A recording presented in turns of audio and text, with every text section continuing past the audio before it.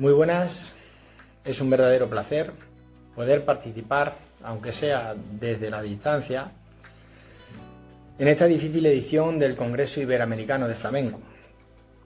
La situación de crisis sanitaria mundial que vivimos nos está condicionando el día a día constantemente.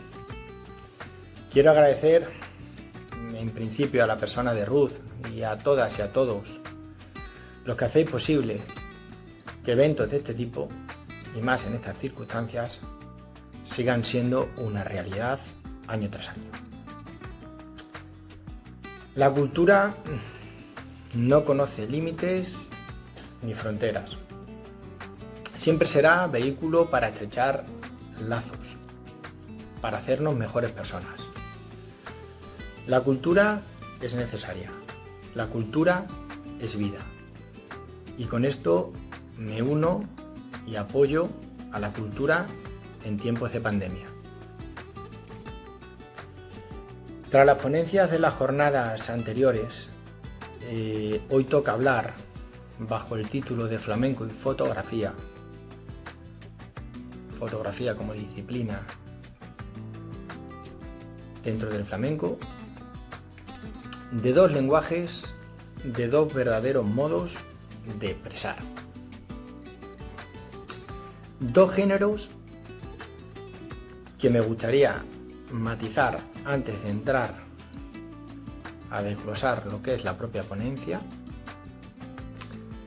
cuyos paralelismos no solamente vienen determinados por su relativa corta edad.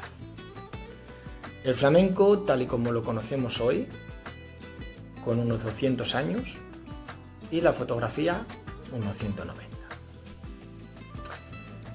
Ambas disciplinas han sido objeto incuestionable de un proceso, de un desarrollo contextualizado, determinado, que les ha llevado pues, a adquirir un carácter o marchamo de universalidad. Y me explico. Disculpen. El flamenco está presente en Europa, América, Asia, África y Oceanía. Declarado Patrimonio Cultural Inmaterial de la Humanidad desde el 16 de noviembre del año 2010. Escasamente falta un mes para cumplir 10 años. Por otro lado, en la fotografía hemos asistido a una auténtica democratización global, realizada o impuesta por la propia industria fotográfica con el desarrollo de la era digital. Pensemos en un teléfono móvil, un smartphone. Cualquiera tenemos al alcance poder realizar una fotografía en cualquier momento. Con el permiso de ustedes, voy a tratar de dividir la charla en 4 puntos. 4 puntos que los vamos a desglosar ciñéndonos al tiempo que tenemos marcado. En un primer apartado que haremos una breve historia del flamenco, un segundo apartado donde haremos una breve historia de la fotografía, un tercer apartado donde haremos una parada en la disciplina fotográfica de la fotografía de flamenco, valga la redundancia, y el cuarto apartado, a modo de resumen, donde haremos un visionado, o mejor dicho, vamos a hacer bajo el prisma de la fotografía un visionado de la historia del flamenco. Pues como primera parte, para hablar de la historia del flamenco, tenemos que comenzar diciendo que el flamenco es una expresión cultural que está y ha estado siempre en constante evolución. Su origen, incierto. Muchas teorías. Algunas lo sitúan a finales del siglo XVIII. en la denominada Baja Andalucía. Aunque no hay datos relativos a esas fechas, y las manifestaciones de esa época son más propias de la escuela bolera que del flamenco. Indudablemente, lo que está claro es que el flamenco es un crisol de culturas. Igualmente es un arte cargado de un halo de misterio, lo que le confiere cierto atractivo. Pero ojo, apreciado por públicos singulares. No debemos olvidar que a pesar de su carácter universal, su universalidad, no ha dejado de ser una música íntima por antonomasia. Su contexto ideal, sobre todo en el cante, es el círculo pequeño. Como decía, las estructuras que hoy conocemos no tienen más de 200 años y se manifiestan fundamentalmente en 3 modalidades: cante, toque y baile.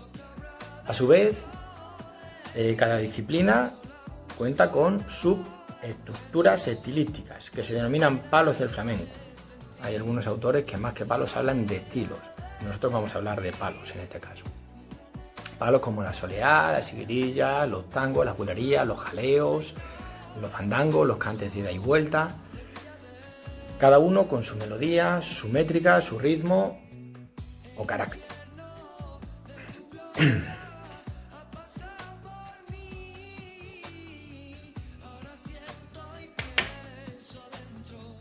Se ha dado en hablar, hay diferentes clasificaciones, ¿no? 3 etapas dentro del flamenco. Una primera etapa que no se sitúa claramente en cuanto al inicio, porque como es incierto, como hablábamos antes, bueno, pues puede ser finales del 18. Lo dejamos ahí un poco abierto, digamos, en ese sentido, que iría más o menos hasta 1860. Es una primera etapa primitiva donde fundamentalmente se empieza a estructurar o definir los cantes o los palos del flamenco actual.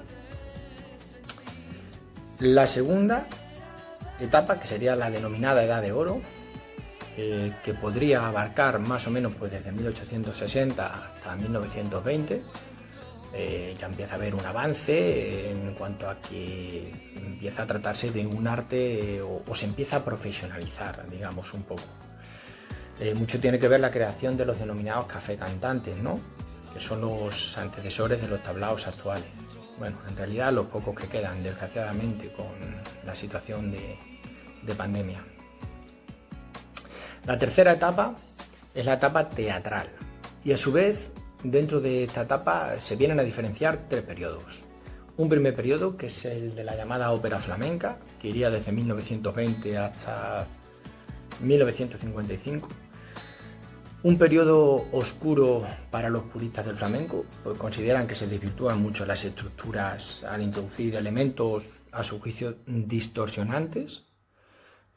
Siempre, pues eso, se pone mucho el ejemplo de que frente a la guitarra como instrumento de acompañamiento, ¿no? Un símbolo o icono del flamenco, se introducen las orquestas. Es una época donde se crean espectáculos dirigidos al público, a llenar teatros.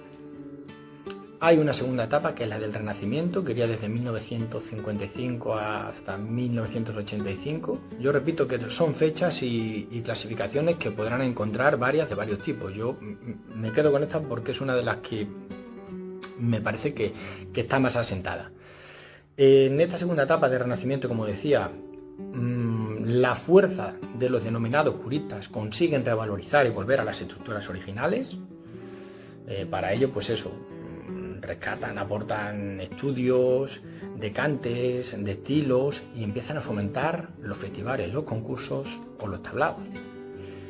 Y después se tiene una tercera etapa, que es la contemporánea, desde 1985, ¿no? hasta el día de hoy. Es un periodo de desarrollo y llegan las fusiones con otras músicas, fusiones que muchas veces están bien hechas, y otras veces hay que decir que más que fusiones son confusiones.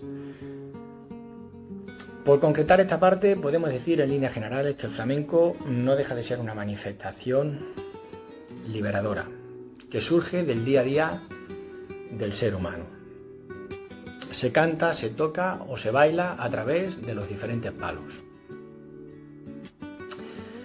Y se canta, se toca o se baila a hechos que forman parte de la vida. El amor o el desamor, la soleá. La tragedia o la muerte, la sigrilla.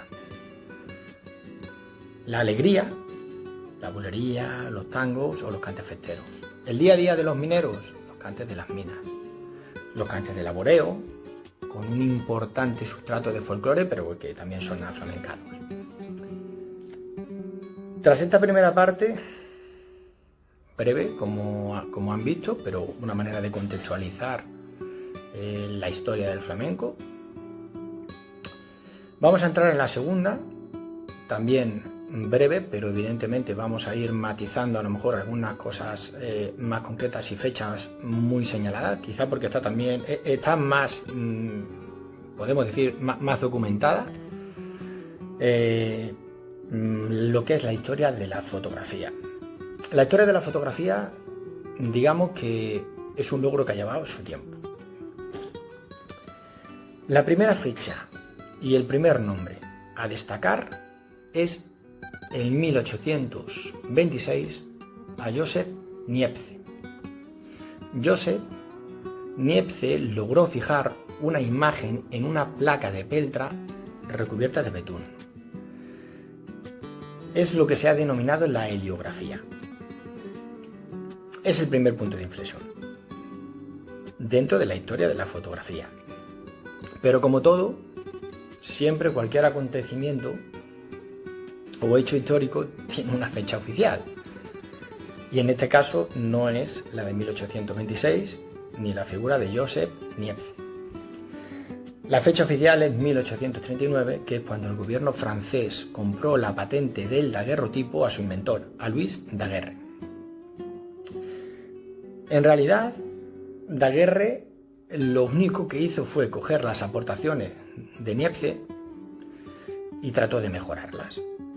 Si en aquellos inicios esas placas, heliografías que realizaba Niepce tenían periodos de exposición largos y la nitidez o la definición no era, pues evidentemente, muy allá, pues Daguerre lo que hizo fue acortar ese periodo de exposición y al mismo tiempo crear una mejor definición.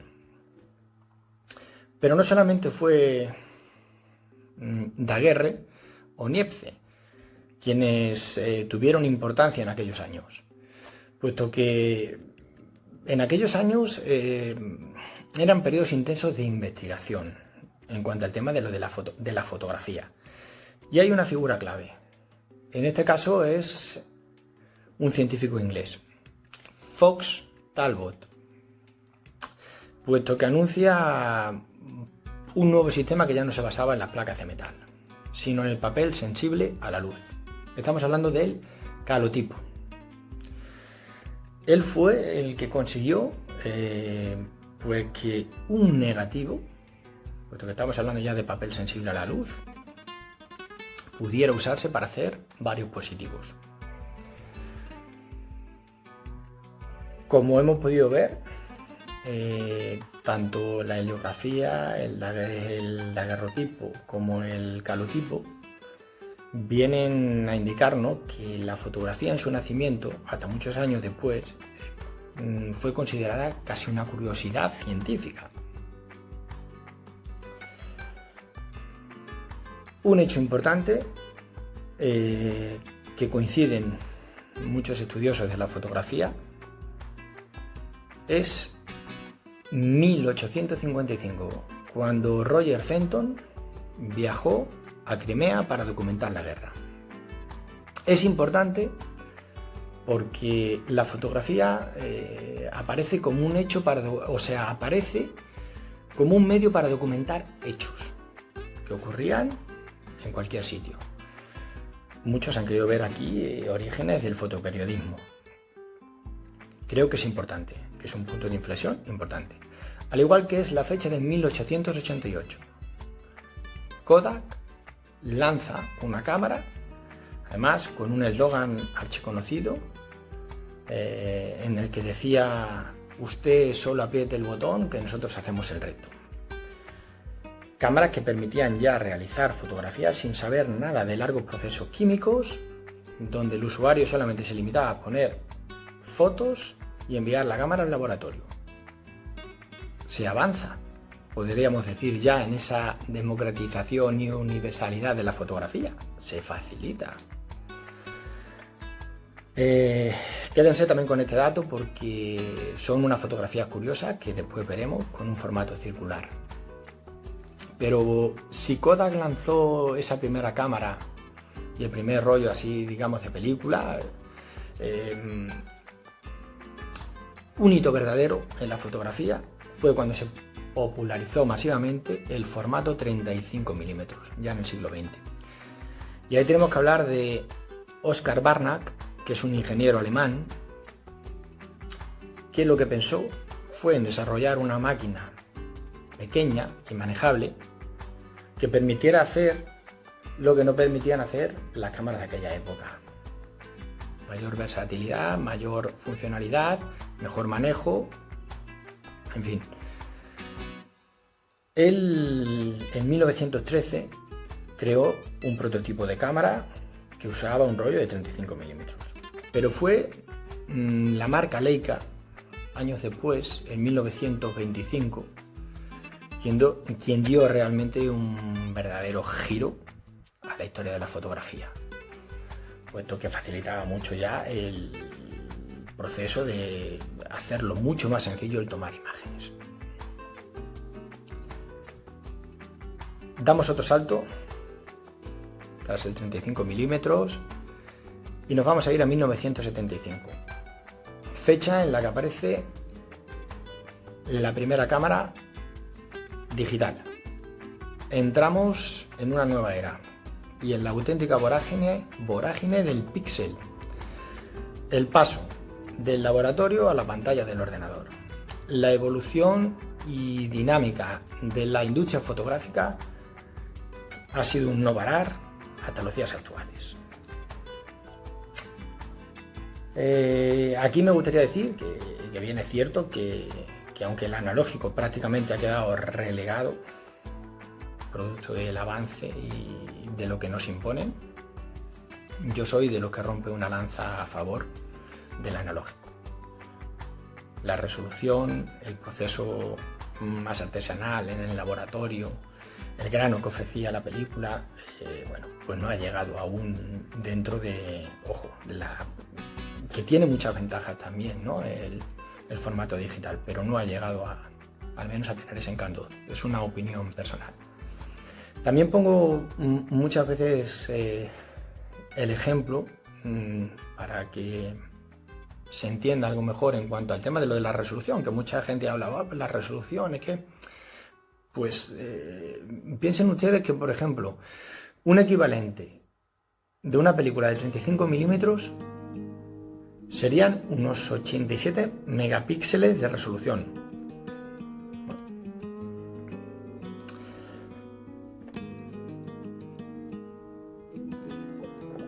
Bueno, pues llegamos al tercer bloque. La fotografía de flamenco como disciplina. Se puede hablar de disciplina, puesto que la fotografía ha sido testigo de la evolución estética, antropológica, económica y social del flamenco. De modo general, en referencia a la fotografía de flamenco, podemos hablar de una mayoría de autores que se han acercado para retratarlo de modo puntual, ya sea por su carácter exótico, diferente o cualquier otro interés o circunstancia.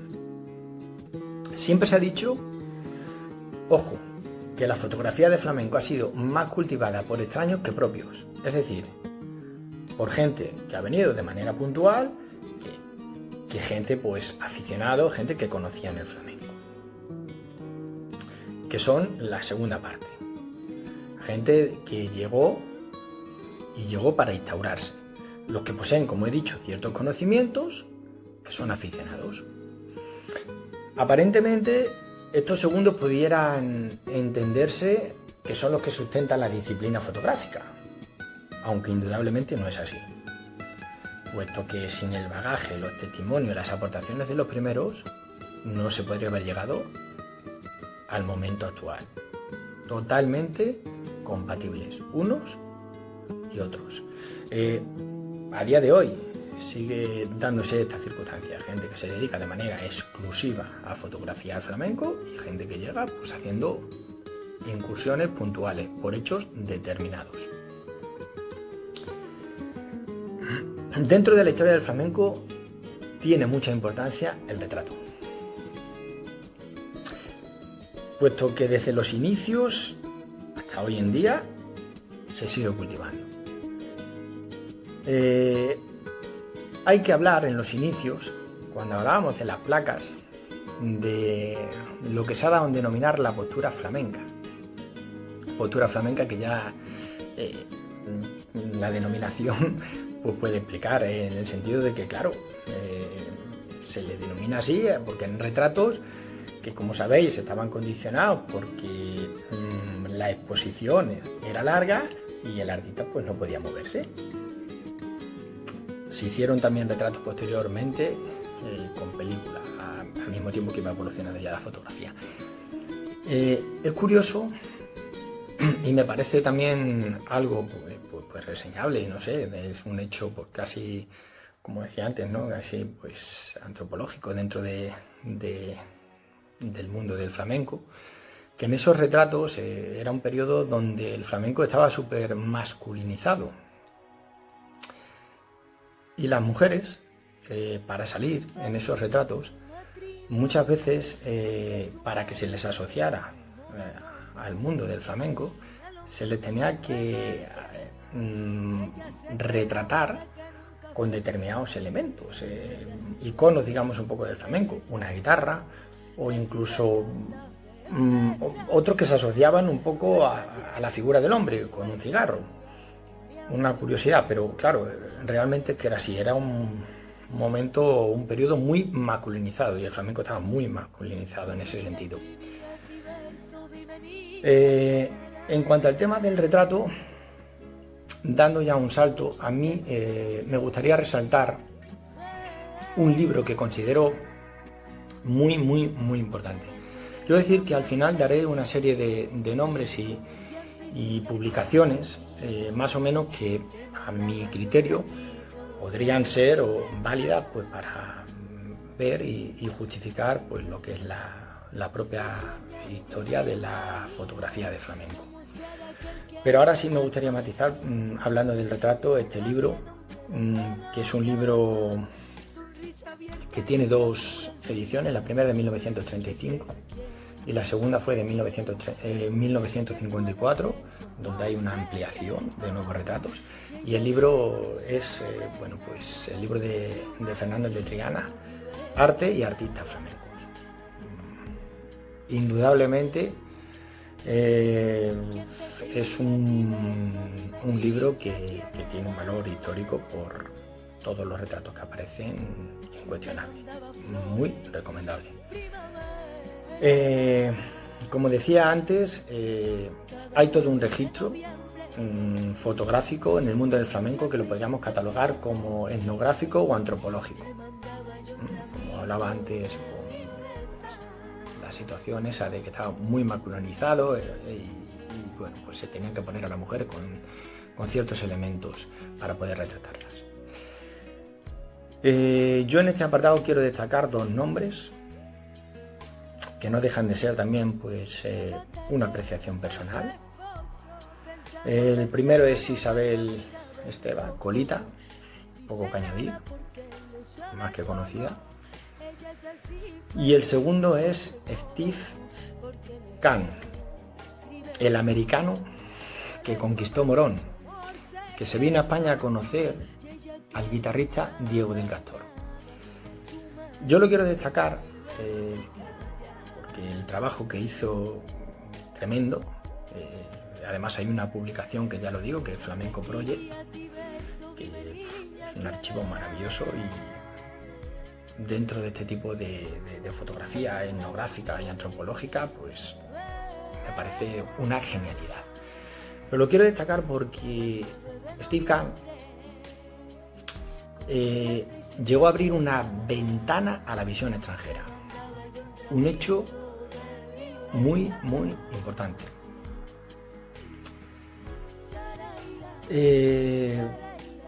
Dentro de la historia de la fotografía de flamenco, hay que decir que durante la Guerra Civil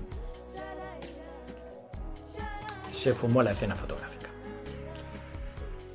Para en los años 40 y 50, durante la dictadura, el flamenco se establece como un referente cultural. Es decir, la dictadura lo asume, puesto que se trataba de un elemento carente de polémica, y lo asume, lo cual pues va a facilitar que se pueda dar al amparo del flamenco, pues fotografía de flamenco. Entramos en los años 50-60. En consonancia con lo que estábamos hablando antes, de aquellas etapas donde se trataba de revalorizar por parte de los puristas, pues esa etapa anterior que ellos consideraban que se había distorsionado y demás. Y se empieza a hacer una fotografía al amparo de festivales, concursos y tablaos. Una fotografía que se hacía entre bambalinas, se buscaban reuniones internas. Se trataba un poco de plasmar aquello que pudiera suponer cierto privilegio, un momento histórico, instantáneas que a lo mejor denotan realmente que no es lo importante la cámara o el encuadre, sino el hecho de estar allí, de plasmar, de un testimonio. Importante, un tipo de fotografía que se hacía dentro de la disciplina de fotografía de flamenco. Llegamos a un punto donde hay un antes y un después dentro de la disciplina de la fotografía de flamenco. Hablamos de dos figuras fundamentales, dos personas, como son Elke Stonsenberg, la del apellido impronunciable, conocida como la gitana rubia, con una dilatada carrera, la verdadera precursora y referente de la fotografía de flamenco in situ, el que yo creo que es la que asienta realmente la base del movimiento perpetuo del baile, por así decirlo, que queda como muy poético, pero el que, bajo mi punto de vista, ha sido quien mejor ha entendido la relación de flamenco y fotografía. Quizá eso ha sido debido a su propia experiencia en el escenario. Ella bailaba, ella se vino a la escuela Amor de Dios y estuvo en Madrid y bueno, después daré algunos ejemplos de publicaciones que tiene, y realmente pues el que como fotografía in situ es una referente. El otro referente es mi admirado y amigo maestro Pepe Lamarca, que en los años 70 llega a España desde Argentina tras conocer allí a Paco de Lucía, Camarón y Antonio Gálvez. Pepe se convierte, si él que es la referente a nivel de fotografía in situ, Pepe lo podemos situar a nivel del retrato, pero no estamos hablando de un retrato cualquiera. Pepe ha pasado por llegar a plasmar en los retratos el alma de los flamencos. Pepe, independientemente, ha sido prácticamente el autor de todas las portadas en el mundo del flamenco en los años 70 y 80. Son suyas. Pepe ha pasado por ser el fotógrafo de Camarón. Pepe ha pasado a la historia del flamenco, a la historia de la fotografía del flamenco. En definitiva, dos figuras relevantes por el hecho de ser quienes mejor encarnan Por un lado la fotografía in situ, Elke, por otro lado el retrato, Pepe. Otro paso importante dentro de la historia de la fotografía del flamenco es la llamada fotografía artística. Es cierto que si en líneas generales la fotografía artística comienza a desarrollarse en la década de los 60 más o menos, en el flamenco, como ya hemos estado pues un poco viendo y he tratado de gozar, llegó bastante después. Llegó bastante después, pero se hace. Y hay fotografía artística. Muchos intentamos hacer fotografía artística. Es una fotografía que está marcada por el avance tecnológico, la influencia de otras disciplinas e indudablemente por la referencia también de lo hecho anteriormente. Es una fotografía que se aleja de lo testimonial. La técnica muchas veces queda relegada a un segundo plano. Lo importante quizá es la capacidad de observación y de reflexionar sobre el concepto que se desea transmitir, el mensaje. Como decía, antes de finalizar y pasar sobre todo por cuestiones de tiempo, ya veo que voy ya justillo, me gustaría, así un poco sobre la marcha, destacar una serie de nombres y publicaciones que bajo mi punto de vista nos van a ayudar mucho a entender el desarrollo de la fotografía de flamenco. Voy a comenzar por los dos Pacos, amigos y conocidos. En primer lugar, Paco Manzano con Caballeros del Flamenco, interesante. Con Paco Sánchez con Flamenco en Escena, interesante igualmente. Flamenco de Alberto Schomer, parece que bastante interesante también, un libro que recomiendo evidentemente. Las dos publicaciones, los dos libros de René Robert, el fotógrafo francés, bueno, que recoge desde los años 80 hasta prácticamente el 2000 pues importantes artistas de flamenco en París y en el sur de España, en Andalucía, en el sur de Andalucía. José María Panadés también, con sentido flamenco. Fotografías a compás, de Carlos Arbelos. Indudablemente, como decía antes, pues Las máscaras de los hondos de Elke. Baile flamenco, estética del movimiento de Juan Salido Freire. La publicación de Elke y Pepe Lamarca, bajo el título de Flamenco. La voz de los flamencos, que son retratos y autorretratos, de Miguel Mora. Y por último, creo que es importante porque refleja mucho eso de lo que decía antes, ¿no? De que el flamenco siempre ha sido un atractivo, un filón para los fotógrafos. La inmensa mayoría se han acercado pues de manera puntual. Una obra que recoge, digamos, de los grandes fotógrafos de la historia, que se han acercado al flamenco y han hecho fotografías de flamenco, está recogido en la publicación hecha por el Centro Andaluz de Arte Contemporáneo bajo el título de Prohibido el cante, flamenco y fotografía. Un libro muy, muy recomendable. Para entender eso que decía, normalmente pues las incursiones puntuales que ha habido en el flamenco.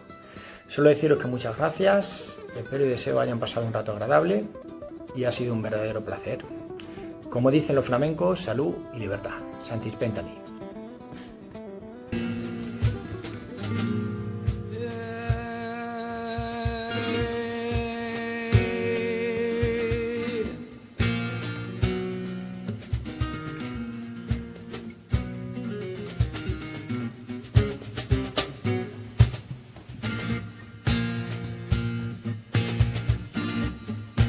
El látigo ya no vale,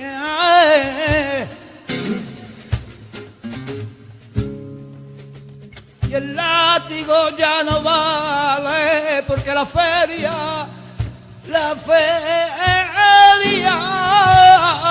se han acabado y nos vamos a morir de hambre. Camino de feria Zafra, camino de feria Zafra, caminando extremeñas van vendiendo sus canastas.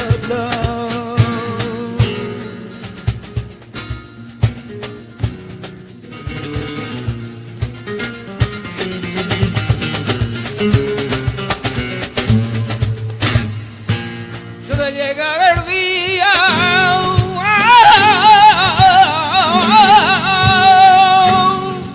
que yo me mato en mi caballo, caramba, recorro la vaquería.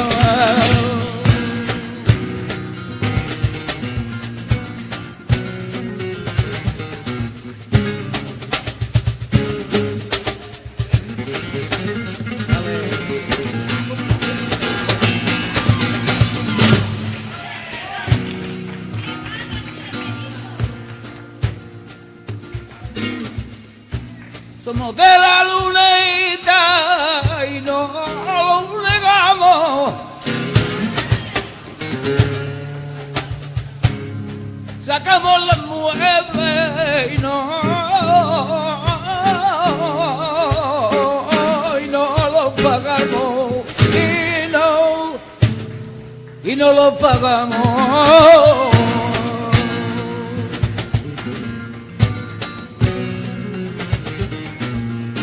El día que nací yo, qué planeta reinaría. Por donde quiera que voy, que mal la estrella me guía. Mi estrella de plata, la que más reluce, dime por qué me llevas por este calvario llenito de cruces.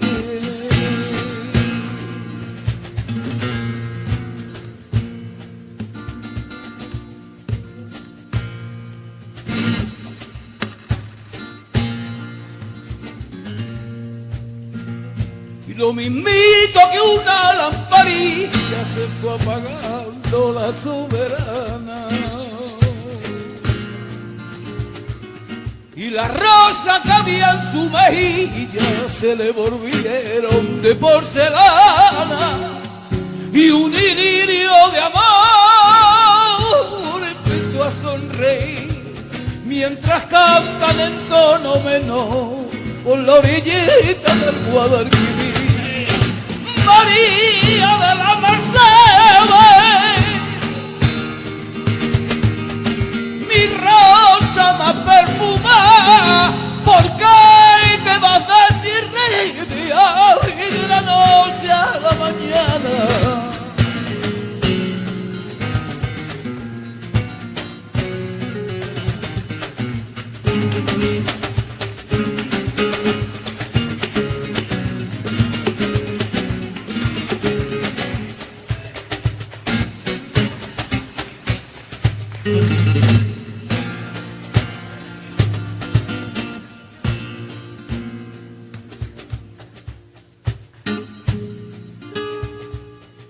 A ti